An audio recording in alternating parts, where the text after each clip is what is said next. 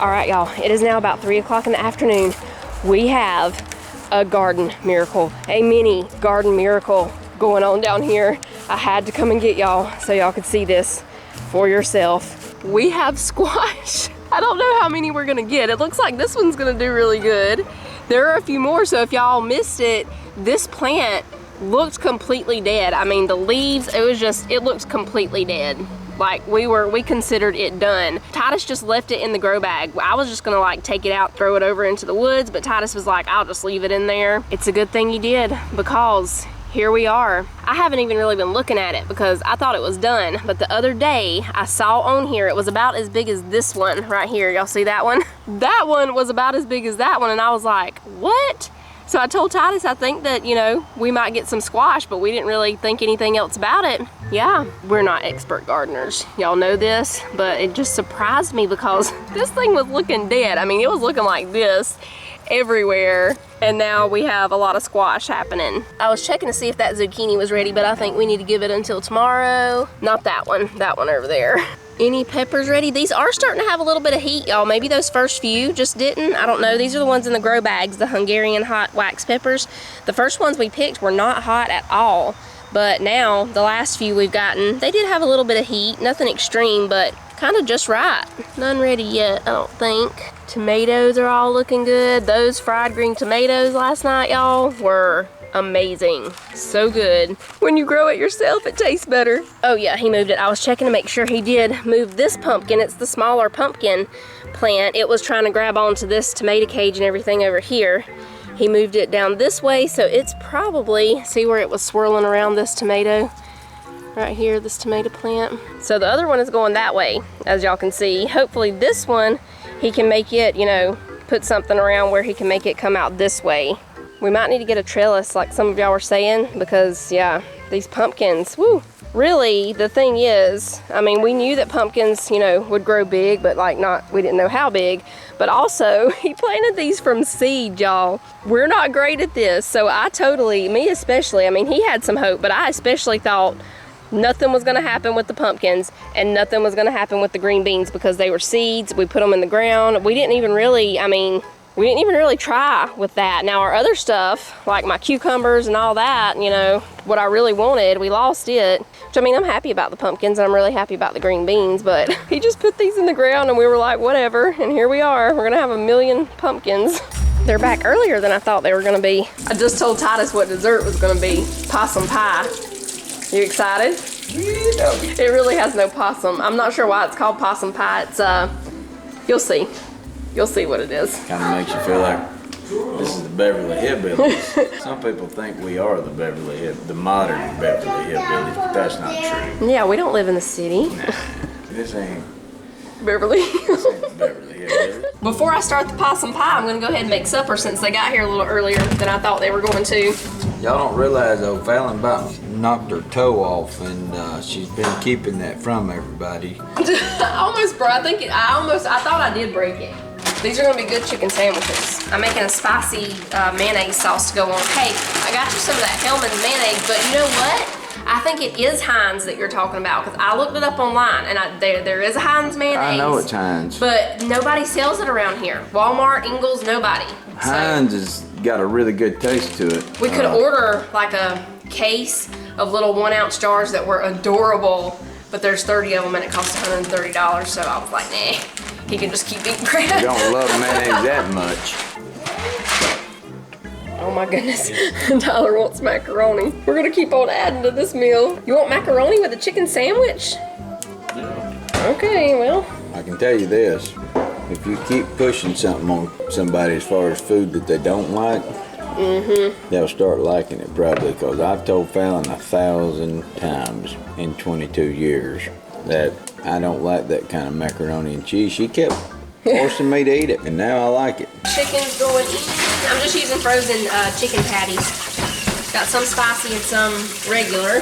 Got oil heating up back here for the hash browns and a little bit in here for the green beans. For the potatoes, I'm going to use this Steak King Chop House blend. For the green beans, I'm just gonna put some salt, pepper, a little bit of garlic powder, a little bit of paprika, maybe a few crushed red pepper flakes in there with them. We're gonna go ahead and make the spicy mayonnaise for the chicken sandwiches too real quick. All right, to make the mayonnaise a spicy mayo, we're gonna put a little bit of Texas Pete, some pepper, a little bit of chili powder, and some smoked paprika. Mix that all around. And that's it. I'll just put this in the refrigerator while we wait for everything else to get done. This is good with French fries too, y'all. All right, first batch of hash browns is going. I'm just putting some of the Chop House seasoning. Turn it back up a little bit.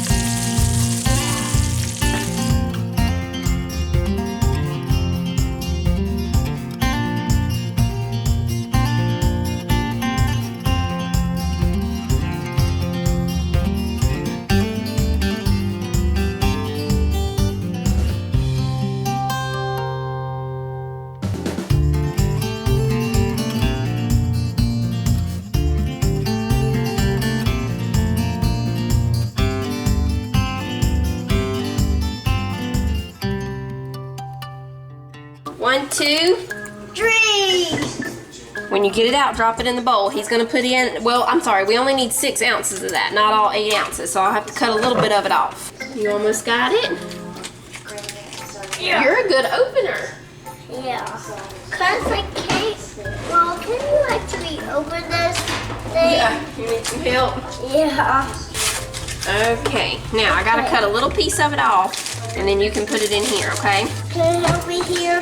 Yes, I can help you get the powdered sugar. I need the powdered sugar. Yeah. Because this looks hard. It's not hard. Here we go. Okay, now we need 3/4 of a cup of powdered sugar in there. 1. You're so hard for this part.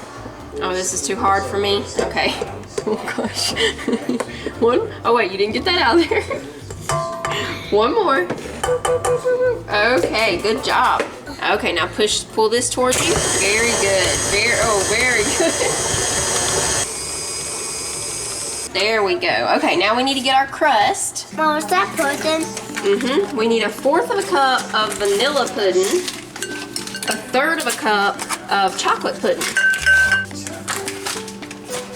Now we mix it up. All right, how much milk does it say we need? Well, where is it? Oh yeah, 1 3/4 of a cup of milk.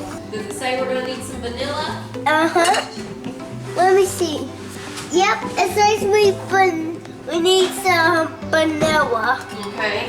3/4 of a teaspoon of vanilla. I'm just gonna eyeball that. Oh, we might have to, let's see, we might have to add a little more chocolate in there. We had a little spill, huh? Uh-huh. There you go. I'm gonna shake in a little bit more of these mixes, y'all, because I believe we lost a good bit of both of them.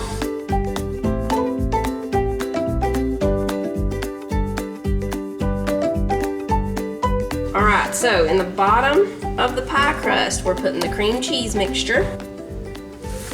Now we're gonna put some pecans.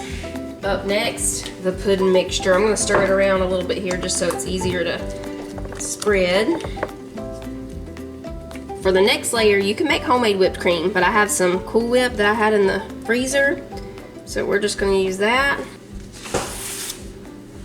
Now this one is not gonna take long to set up and be ready to slice because the cream cheese part is thick, the pudding part is thick, so probably just like an hour or so in the refrigerator and you're ready to slice this one. You might wanna change the name though, because people aren't too sure when you tell them that it's Possum Pie if they want a piece. I'd say pecan pudding pie because it's got the pecans and the pudding. Yeah, that's a little bit of a better name. Gonna make some waves here.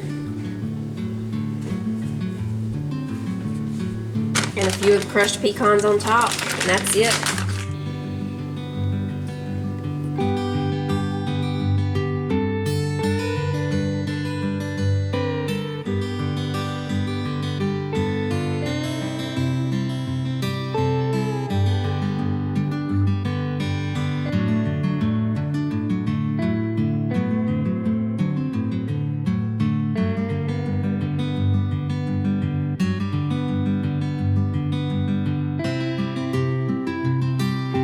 Okay, y'all, about that possum pie, I didn't love it. Now, Titus liked it. Some of the kids liked it. Let me explain this first. Most of y'all know, I don't really like pecans inside desserts. I'm getting the coffee maker ready for tomorrow. I like if I eat pecans, it's most of the time the candied pecans that we make around the holidays. Also, I'm not the biggest chocolate dessert fan. I like more fruity, you know, things like that for dessert, like if that would have been a cherry cheesecake, different story. I didn't like the cream cheese and powdered sugar mixture with that chocolate pudding mixture. That didn't go good to me together. I would never make that again for as long as I'll live. That's a little extreme, but for real, I did not like it. Now, I asked Titus before he went to bed, I was like, would you eat that again? Like, would you want me to make that again? And he said yes, so he liked it. And like I said, some of the kids liked it. Yeah, it's just, I don't know. It just depends on what you like, I guess. Like, I took one bite and was like, no, I don't know. I didn't like the cream cheese mixed with that chocolate pudding. I don't know. Anyway, that's my review of the possum pie, or what did we call it? The pudding pecan pie, or pecan chocolate, whatever we called it. It's not just because it's called possum pie either. I could put that away and not even think about it being called possum pie. It just wasn't great to me. All right, I'm almost ready to go to bed. I think in the morning we'll just do waffles or something. Waffles and eggs or something like that. So I don't really have to get anything out for that. We are ready for lights out. There's a lot of possum pie left over for dessert tomorrow.